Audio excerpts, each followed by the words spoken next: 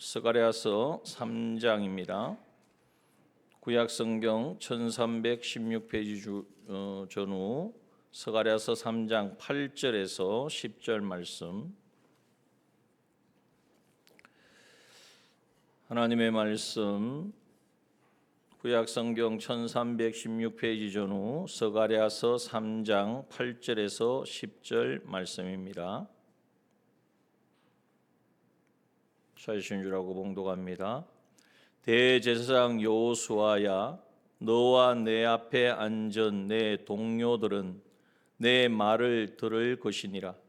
이들은 예표의 사람이라. 내가 내 종 순을 나게 하리라. 만군의 여호와가 말하노라. 내가 너 여호수아 앞에 세운 돌을 보라. 한 돌에 7 눈이 있느니라.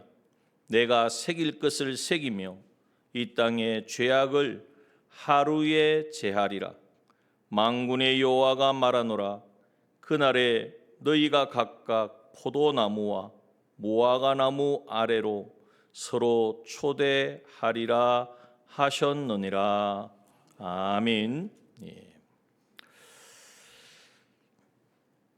우리가 계속해서 이 스가랴서의 말씀을 나누고 있습니다. 그래서 말씀을 들을 때만 이렇게 그렇구나 하면은 다 잊어버립니다. 그래서 말씀을 다시 집에서 읽으시면서 또 말씀을 묵상하면서 그 말씀의 의미와 또 우리에게 주시는 교훈을 자꾸 되새겨야 자기 내 것이 되어질 것입니다.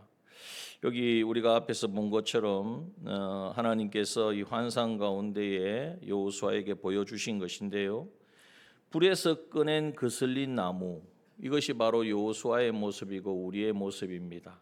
불에서 꺼냈으니까 타다가 말았고, 거슬려서 아무 데다 쓸 데가 없는, 소망 없고 정말 아무런 앞으로의 낙이 없는 그러한 인생. 그런데 3절에 보면 더러운 옷을 입고 천사 앞에 여호수아가 서 있는데, 4절에 보니까 그 더러운 옷을 벗기라 하시고 내 죄가를 제하여 버렸으니 아름다운 옷을 입히리라 말씀하셨습니다. 이것은 바로 죄와 불의와 불목으로 말미암아 하나님 앞에 나아갈 수도 없고 영원한 지옥의 형벌을 면할 수 없었던 우리들을 예수 그리스도께서 대속하여 주심으로 그 피로 우리의 죄를 다 사하여 주시고 이제는 온전한 순종을 통하여서 우리에게 의의 옷을 입혀주셔서 5절에 보면 정왕관을 씌워주신다고 했는데, 우리를 창조하신 목적대로 하나님과 교제하는 자로, 그래서 이 땅의 제사장으로, 선지자로, 왕으로 이 사명을 감당하는 우리가 되게 하셨다는 말씀입니다.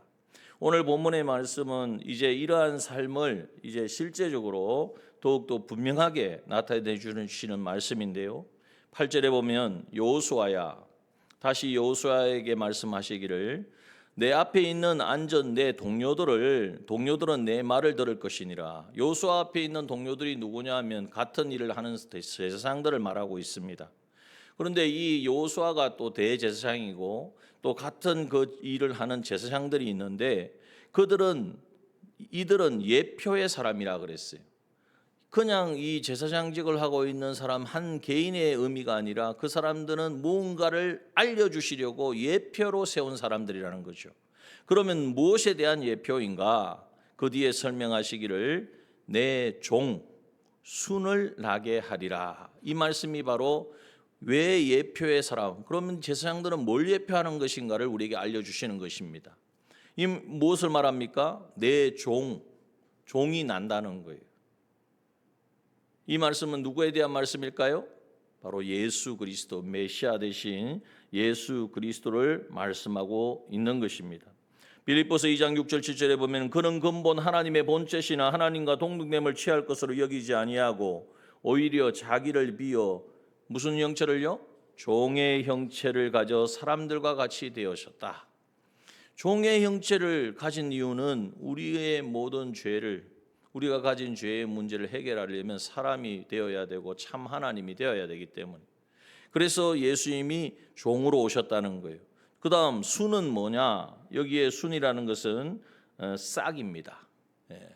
그래서 어떤 의미를 가지고 있느냐 하면 이 수는 싹을 말하고 이사야 53장 2절에 이렇게 말씀하죠. 그는 주 앞에 자라나기를 연한 순 같고 마른 땅에서 나온 줄기 같아서 고운 모양도 없고 풍채도 없은즉 우리의 보기에 흠모할 만한 아름다운 것이 없도다. 예수님이 이 땅에 오셨을 때에 종으로 오셨다. 이 말씀이 얼마나 우리에게는 정말 은혜가 되는 말씀이죠. 예수님은 하나님의 아들이시고 하늘 영광 권세를 다 가지신 분이신데 그걸 다 내려놓으시고 우리를 위하여 인간의 몸을 입고 오셔서 스스로 종이 되셨어요. 그 말 속에는 하나님께 종이고 또 우리를 섬기러 오셨다는 말씀을 하고 있습니다. 어떻게 섬기느냐? 우리의 죄로 말미암아 하나님 앞에 나아갈 수 없는 우리를 그 죄의 값을 다 이제는 치러주시는, 우리를 섬기시는 그 주님으로 이 땅에 오셨다는 거죠. 또 순으로 오셨습니다. 순이 싹이 처음에 어떤 식물이든지 처음에 이렇게 싹이 나오면요, 그게 나무인지 이것이 앞으로 얼마나 클지 알 수가 없어요. 연약하단 말이에요. 볼품이 없단 말이에요. 그래서 고운 모양도 없고 풍채도 없고 흠모할 만한 아름다운 것도 없는 그러한 모습으로 오셨다는 거죠. 그러나 그 순이 어떻게 되어집니까? 나중에 자라서 우리를 구원에 이르게 하는 그 놀라운 아름다운 그러한 나무가 되어지시는 것이죠. 그래서 먼저 이 말씀을 통해서 우리가 깨달을 것은 이 여호수아가 대제사장이지만은 제사장이 죄인들이 가지고 오는 제물을 가지고 하나님 앞에 제사 드림으로 죄를 정하게 하는 그 일을 하지만은 영원한 제사장은 아니에요. 계속해서 대제사장도 1년에 한 번 속죄일 날 이제는 속죄를 행하는데, 그런다고 해서 한 번 행했다고 해서 하지 않는 게 아니에요. 내년에는 또 해야 돼요. 왜? 사람이 이 제물을 드려서 이제는 사함을 받는 것은 한계가 있고, 그것은 죄를 지으면 계속해서 반복해서 이제는 그 죄를 씻어야 되기 때문이에요. 그러나 이제는 진정한 이 예표의 사람, 진정한 제사장 되어주신, 그리고 이 대속물이 되어주신 예수 그리스도가 이 땅의 종으로 또 순으로 싹으로 이제는 오셔서 우리에게 어떤 은혜를 입혀주십니까? 이 대속의 은혜를 입혀주실 것을 이제는 구약에서 제사장들을 통하여 제사제도를 통하여 또 성전을 통하여 예표해 주셨고, 그것이 이제 예수 그리스도를 통하여 이루어지게 되었다는 것을 말씀하고 있습니다. 베드로전서 2장 5절의 말씀에 보면 너희도 산돌같이 신령한 집으로 세워지고 예수 그리스도로 말미암아 하나님이 기쁘게 받으실 신령한 제사를 드릴 거룩한 제사장이 될지니라. 그래서 이제는 종으로 오셨고 순으로 오셔서, 그러나 결국 우리를 대속하신 주님을 만나고 주님을 이제는 구주로 고백한 사람은 어떤 삶을 살아야 되느냐? 신령한 집이 되었어요. 성령을 모신 신령한 집이 되었고 성전이 되었고, 그리고 거룩한 제사장으로 나의 죄를 주님께서 다 해결해 주신 것 같이 아직도 죄 가운데 있는 그러한 영혼들, 그러한 심령들을 살려내는 이 제사장의 직분을 감당하는 일을 우리가 되게 하신다는 것을 말씀하고 있는 것입니다. 자, 9절의 말씀에 보면 이렇게 예표하신 대로 종과 순으로 나게 하리라. 이것은 이제 예언의 말씀이죠. 물론 그 당시 이 스가랴서를 쓰여질 때에도 그러한 예언의 말씀, 모든 것이 예언의 말씀이죠. 그런데 더 보여주신 게 뭐냐면 9절의 말씀을 보면 내가 너 여호수아 앞에 세운 돌을 보라. 한 돌을 보라는 거예요. 여호수아 앞에 한 돌이 있는데 그 돌이 어떤 모습이냐? 돌에 무엇이 있습니까? 7 눈을 가진 돌이라는 거예요. 7 눈이 있느니라 라고 말씀하고 있습니다. 여기에 돌은 무엇을 의미할까요? 바로 제사장들이 예표했던 바로 이 땅의 종으로, 그리고 싹 순으로 오신 예수 그리스도, 그분을 가리켜서 오늘 돌이라고 말하고 있는 거예요. 베드로전서 2장 4절의 말씀에 보면 사람에게는 버림바가 되었으나 하나님께는 택하심을 입은 보배로운 산돌이신 예수께 나와 분명히 말씀하고 있습니다. 계속해서 7절 8절에 보면 건축자들의 버린 그 돌이 모퉁이의 머릿돌이 되고 또한 부딪히는 돌과 거치는 반석이 되었다라고 말씀하고 있습니다. 그래서 이 돌은 예수 그리스도, 종과 순으로 오실 그 예수 그리스도를 말씀하고 있는 거예요. 그런데 그 돌에는 무엇이 있습니까? 7 눈이 있다는 말씀은 우리가 스가랴서 4장 10절에서 나오는 것처럼 작은 일의 날이라고 멸시하는 자가 누구냐? 이 7은 온 세상에 두루 행하는 여호와의 눈이라 이렇게 말씀하셨죠. 온 세상을 통찰하시고 이제는 통치하시는 바로 만왕의 왕이 되시다는 말씀을 하고 있는 것이. 그런데 만왕의 왕이신 그분이 이제는 이 땅에 이제는 오셔서 종과 순으로 오셔서 우리의 돌이 되어 주셨다. 이 돌은 바로 구원의 반석이 되어 주셨다는 것을 말씀합니다. 어떻게 해서 구원의 반석이 되셨느냐? 내가 새길 것을 새기며 그 돌에 새긴다라는 표현을 하고 있습니다. 여러분, 돌에 무언가를 새기면 지어질까요? 안 지어질까요? 안 지어지죠. 여러분들 거창에 자주 가시니까 위천 수승대 가면 거기가 원래 고구려하고 신라하고 백제하고 무역을 하던 장소거든요. 그 다리 건너면은 백제, 이쪽에는 신라란 말이죠.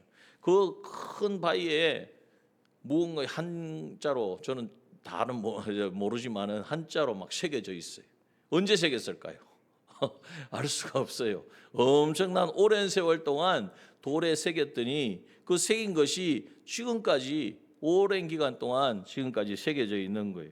자, 여기에 돌은 바로 예수 그리스도를 예표하고 종과 순으로 오신 예수 그리스도를 예표하는데 그 돌에 새길 것을 새겼다 그랬습니다.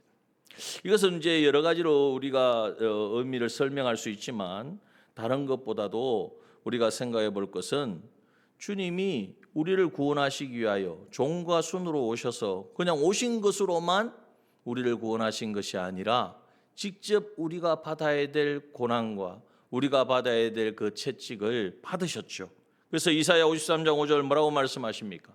그가 찔림은 우리의 허물을 인하며 그가 상함은 우리의 죄악을 인함이라.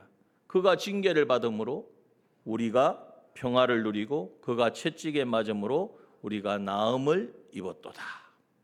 바로 주님이 이 돌에 새길 것을 새겼다는 말씀은 우리가 받아야 될 그 고난을 주님께서 대신 담당하셨다는 것을 말씀하시는 거예요.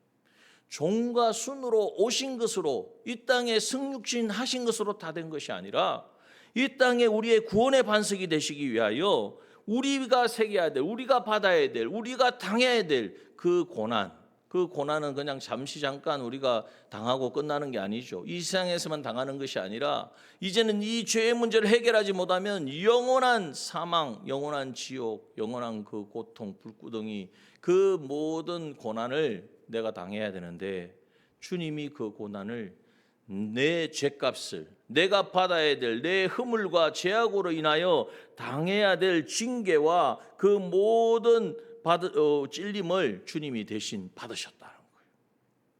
그래서 우리가 너무나 잘 알고 주님이 날 위하여 죽으셨죠, 살찌워 주셨죠, 피 흘려 주셨죠. 근데 우리가 그렇게 막연하게 자꾸 말로만 하지 말고 묵상을 해야 돼. 오늘도 내가 하루를 살아보면 내가 하루에 이런 마음 저런 마음 가질 때가 얼마나 많습니까? 주님과 다 하나 되어 살지 못하고 내 생각대로 원망도 했다가 불평도 했다가 욕심도 부렸다가 그게 다 죄잖아요.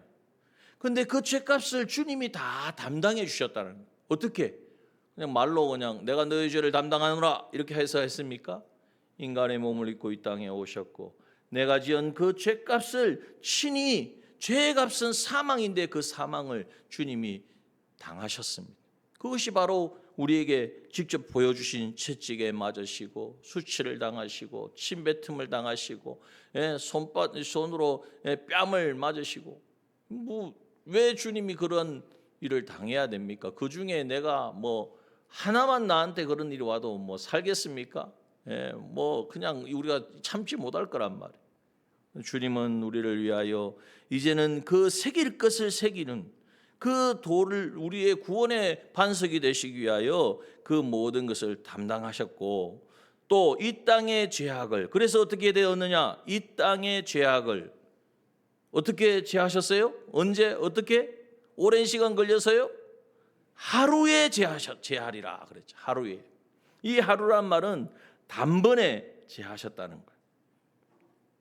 히브리서 9장 28절에 보면 이와 같이 그리스도 많은 사람의 죄를 담당하시려고 단번에 들이신 바 되셨고 구원에 이르게 하기 위하여 죄와 상관없이 자기를 바라는 자들에게 두 번째 나타나시리라 이렇게 말씀하셨어요.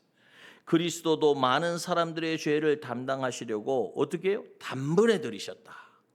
주님의 십자가의 그 대속으로 말미암아 이제는 우리는 하루에 단번에 그 온전한 순종의 주 죽으심을 통하여서 이제는 우리의 죄악이 죄의 값은 사망인데 그 사망이 다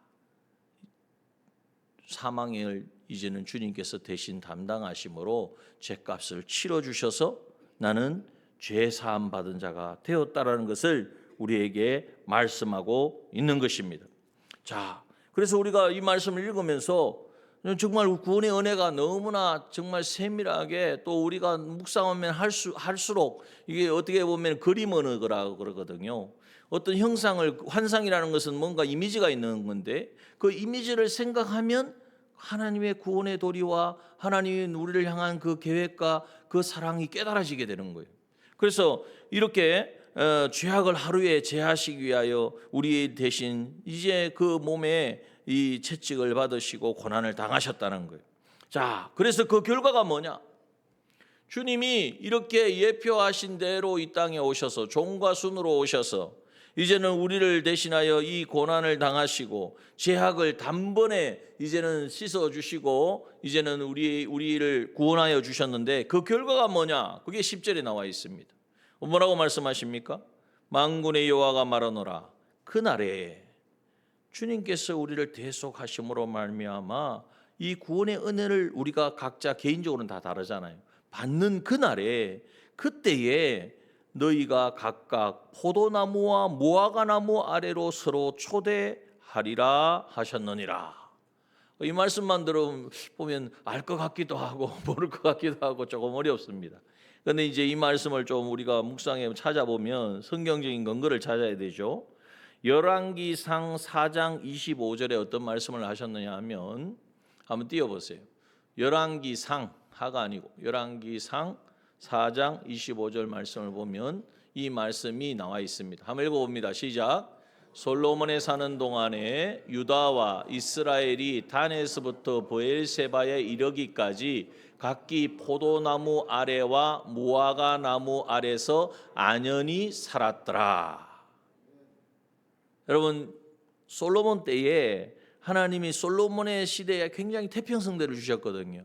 그때의 상황을 설명하실 때, 표현하실 때에 유다와 이스라엘, 그걸 다시 반복하면 단에서 브엘세바, 제일 북단에 있는 지역이 단이고 제일 남단에 있는 우리 같은 뭡니까? 할라에서 백두까지라는 이야기입니다.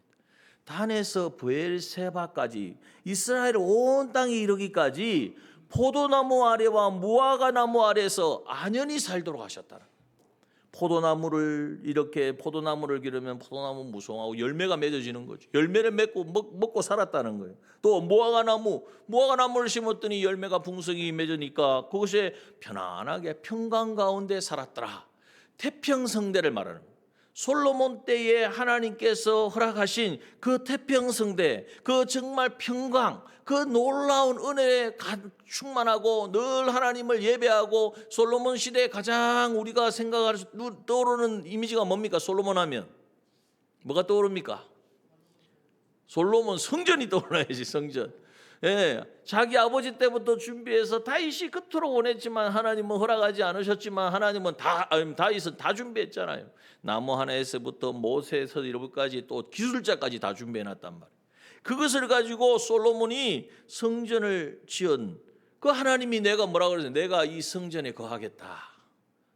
내가 이 성전에 내가 영원히 함께하리라.